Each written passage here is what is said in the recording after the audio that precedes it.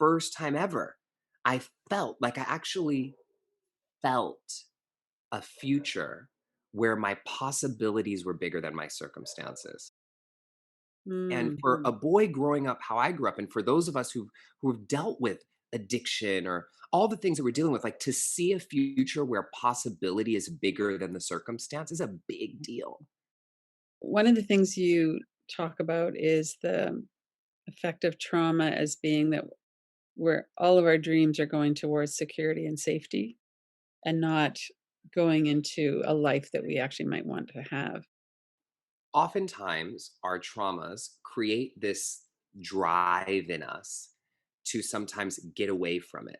So, like growing up in a home with gunshot holes outside my house and growing up poor and growing up with domestic violence, like my only dream as a kid was like, I'm going to get out. Like, I'm going to get away from here. I'm going to be successful. I'm going to make a lot of money. I'm going to do this and do that. And so we create this dynamic where here's our past, here's our pain, here's our trauma, and we're just running from it. We're getting Yeah, as far away from it as we can. And what we don't recognize is in all that running, this is still running the show. right. This is still what's in control, right? Mhm. And so it's so hard to face at that moment. Like we think about people who say stuff like this, like, oh, when I was a kid, I never had nice shoes. And so now I get all the nice shoes that I want and I buy all these nice shoes. Okay. So the trauma of not having the nice shoes is still affecting your life and controlling your outcomes and your choices now. It's not that, oh, now you're in a better spot. It's just now you have more money and so you're showing up to this trauma differently.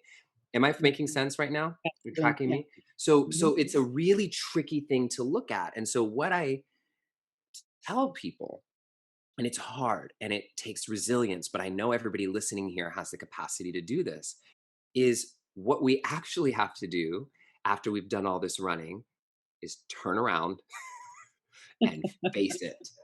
And Yes. what are you here to show me? How can I heal this? How can I do it? Because when we merge with it, when we merge with that childhood version of ourself or that younger version of ourself that needs love and needs care, when we merge with it, we can't be there for it Mhm. because we've become it. Right. And the only way to be there for it is to be with it. And so the two ways that we often approach this is we're either running as far away from it as we can, which is not being there for ourselves, or we Mhm. merge completely with it and we can't see the difference between us and it anymore. And that Excellent. still is there's still two unhealthy forms of attachment. So Mhm. how do we stand with it to learn what it is that needs to be healed in us so that we can find the real dream for our life, the real mission that's coming up for you. That's not a response or a reaction Right. to your trauma only, only. Welcome to the 2021 Radical Recovery Summit, presented by the Kilby Center for Recovery. This is Lynn Fraser, your moderator.